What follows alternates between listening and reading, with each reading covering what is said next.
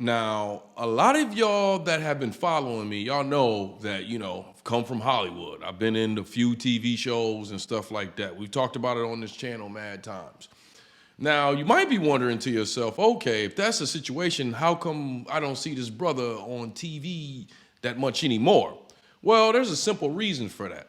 There's a lot of stuff that I wasn't willing to do and I'm still not willing to do. I won't ever be willing to do. That's why I'm kind of proud of this next clip that I'm about to share with y'all from Marlon Wayans. He's giving his honest Hollywood opinion about a project that he calls The Most Woke. But anyways, y'all know what's up. What's up with y'all, Moxy Mob? You already know what to do. Hit that like button, share this video, definitely share this video.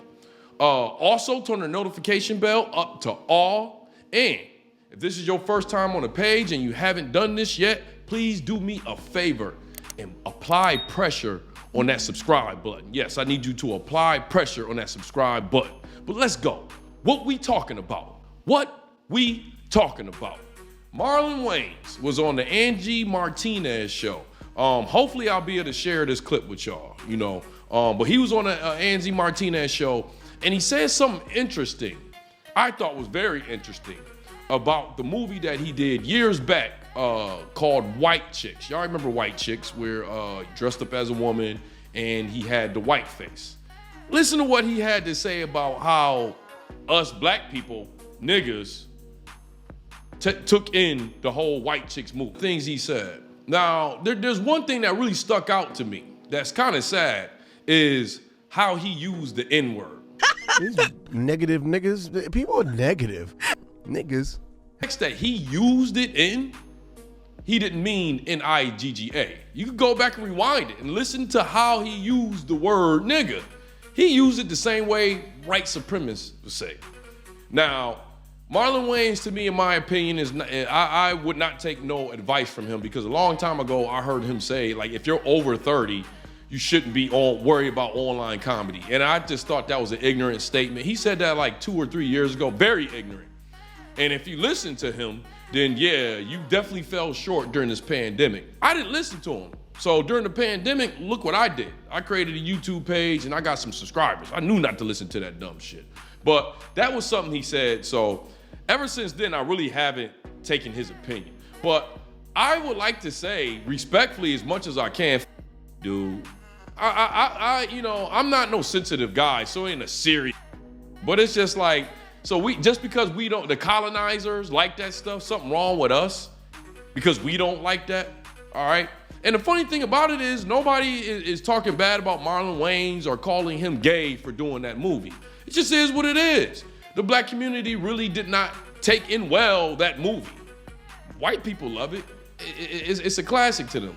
I will give him some props. I have not watched that whole movie. I've seen parts of that movie. I just wasn't into it. They did try to, place some civil rights topics in there. It's just, I just didn't really like seeing two big grown ass black men in a dress. And I've done whiteface before. I didn't really care to. I liked the whiteface, but I didn't really care too much to see two big ass black men in a dress, just like y'all didn't. But I think that it was very ignorant to pretty much dog out the black community in the manner that he did because we don't look at that movie as a classic.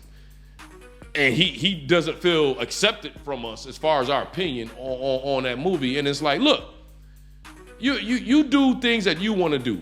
Me, I'm not willing to do anything like that. And the funny thing about it is, I've done a lot of projects in Hollywood, but they quickly got the premise that it's a lot of stuff in there that I'm not willing to do. So, it's a lot of jobs that went past me. But one thing Hollywood does, and some of my friends can tell you this, they will pattern people after you. So when I do reveal my real name on this page and I start going off my real name, and I will do that one day, when we get closer to 50,000 subs, I don't have no problem coming on here saying my real name when I could do YouTube full time. Now, I still may have to get a job so I don't come on here talking about my real name like that. But they've named popular characters after me. There's a few actors and comedians that pattern themselves after me. There's one comedian in LA. This man has went out and brought a wig to try to be like me. And it's my fault because I used to also tell my plans on Facebook like an idiot. And this particular comic used to take stuff off of Facebook and, you know, he'd put it on his comedy album. And I knew not to be worried about him because Hollywood has not promoted this dude. You know why? Because they know black people would not fuck with this guy. So he's only made it to a certain area. But he's no different. There's like 2 or 3 other comics. What they do, they pretty much behind the scenes, literally sucking, literally giving jobs to other dudes, leaving these green rooms, these backstage areas, wiping their mouth, and then trying to come out with my material. And do not worry, I'm gonna send these guys. There's already one guy that has taken my joke word for word and went on Comedy Central with it. I for sure will put all this stuff out one day. It's just the payout for right now, and I'm talking about the social payout, not money. The social payout for it right now is not worth it. Help me grow. I will expose these people. These people will be mad. They know it. Got a lot of exposing to do, but yeah, that's just what it is. And I'm gonna tell you this, I'm not a bad guy, and I'm not dumb, and I'm also a businessman myself. It's not like I'm in Hollywood and I wasn't, and I'm not willing to sacrifice. That's not true. It's just I have a line of what I'm willing to sacrifice. And you may ask, oh, okay, Moxy, what you willing to sacrifice? Look, it's biblical. People have free will, okay? I can't take free will away from somebody, and I don't have a problem with working with other people that are different from me, okay? If you want to go out there and wear a dress, hey, put me in the scene with this guy wearing a dress. I just don't want to wear a dress, okay? If you are LGBTQ, I don't care what you're doing with your genitals.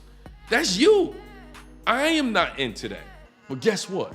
Hollywood still don't like it. Because you know why? You want to know what the biggest enemy of Hollywood is? Not me, personally, what I represent. I'm black, I'm beautiful, and I'm masculine. They hate that. And they fight against that. And every single one like me that's not willing to do that bullshit, that's trying to preserve the black male image, there's 200 of us that's willing to do it. They don't care, all right?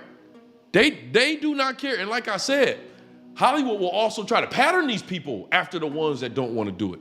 Corey Holcomb said it the best, and I agree. He said, our most talented are not in Hollywood and not our mainstream. We don't want to go through all that stuff just for a job. And I 100% agree with him. 100% agree with him. What does, giving another man fellatio or putting on a dress, what did that got to do with acting? Where they say, action, cut. What does that have to do with acting? And I really didn't appreciate high school and college. You know why? I took acting class and I did entertainment stuff in high school and college. And they was teaching us about auditioning, cold reading. What the hell anybody of us that really have booked jobs in Hollywood, what the hell that got to do with booking jobs in Hollywood? Very little. They don't teach you the politics, okay? Now, I don't want y'all to ever think that you can't do anything in Hollywood unless you do that, because it's different for everybody. For me, they wanted something certain for me. If I was some fat, nasty black dude, they probably wouldn't want that type of stuff from me. They probably would say, hey, just say this and that's it. But I know some fat, nasty black dudes in Hollywood that had to do some stuff. I know, you can tell by it, man, let me shut up. But we are their biggest enemies in Hollywood, black masculine, And I'm just gonna tell y'all like this. Any of y'all in here, if y'all really fans of stand-up, you need to find a stand-up comedian on YouTube that you really like and support him. Because you're not going to see too many funny black masculine men on the main stage in Hollywood. Dave Chappelle burned a path behind him. He burned a path behind him. They don't want none of our opinions out. And even Steve Harvey, he recently said, he's not going to be doing a stand-up special because he still wants to be on TV. And he said if he does a stand-up special, his whole TV career is over. So he's pretty much saying that he don't want to sacrifice his TV career to do a stand-up special because everybody getting mad over everything. And he's not lying. I'm not like Steve Harvey. If I got a message that I want to put out, money ain't gonna stop me. I've already accepted that I'm probably never gonna have the money that Kevin Hart has, because I'm not willing to do some of the stuff that Kevin Hart willing to do. I'm funnier than most of these guys, man. To be honest with you, I think I'm the funniest in my class, okay? I'm one of the most stolen from. That's another reason why I don't put my real name out there is they go out to not only look for some of my jokes for my opinion, because a lot of these dudes don't even know what the black community like, and they black, you know. And I'm just gonna give you a little premise of some of the future of stand-up comedy. That's why I'm telling you, find your stand-up comedy that you like online and follow them and support them. Once this page gets a little bit bigger here, I'm gonna start up another page straight with my stand-up comedy on there. We're gonna go over there to that page, but I'm still building this one, all right? But what you're gonna start seeing in the future of stand-up, especially in the black community, we're already noticing it, of the people that they're trying to push out there, is straight-looking black men that's just doing nothing but gay jokes and still claiming they straight. Like, this one guy says, hey, man, you ever take cocaine and start kissing your homie? Yeah, jokes like that. Or you'll see some of these straight black men be like, oh, hey, how's it going, y'all? Woo, I just got finished sucking a lot of last night. Now, there are some LGBT black comics that they let them say whatever they want for obvious reasons. But unfortunately, you about to see a big drop in the talent and quality level in stand-up. And I'm even gonna predict, because of the coronavirus and stuff like that, and the big hits that stand-up comedy has taken, you're gonna probably see it fizzle out in this next decade.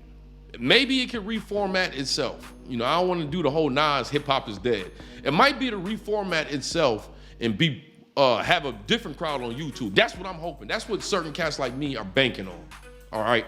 But I'm willing to say that you're gonna see it really fizzle out on the mainstream. It already is fizzling out. When was the last time you went on Comedy Central and saw a comic that you love? I mean, right now, Comedy Central has been pretty much holding Patrice O'Neal's testicles. Patrice O'Neal is one of the best comics out there, and they did not promote him like that because he was saying some real stuff. Black and masculine, though. So, the lack of talent we have now, they got all kind of documentaries out there now saying how he was probably gonna be the best, and it's like, this guy's already dead. And since they have a lack of talent now, they have to promote him. And it is a good move because a lot of people have not heard of Patrice O'Neal. If you haven't heard him, you need to look him up. There's nothing that Kevin Samuels has said that Patrice O'Neal has said first. AMS, all them red pill. Patrice O'Neal pretty much started up the red pill community and the manosphere because he was online. He was one of the first people to do reaction videos like I'm doing now. Definitely ahead of his time. But since a lot of people don't know about him, Comedy Central is starting to promote him again because they didn't do it when he was alive. But such a sad story, and I'm very glad that Marlon Wayans did this video and put his opinion out there because y'all need to see what goes down in these green rooms. This is how they talk. And if you don't agree with it, they get you out of there. You don't get no more roles. You don't get no more Comedy Store spots, none of that. It ain't because you ain't talented. It's because you ain't willing to put on a dress. You're not down with that, all right? Well, anyways, y'all know how we like to end our videos over here on Moxy Approved, right? With that water. I see y'all here next time on Moxy Approved. Yeah, we got a lot of exposing to do. Just bear with me.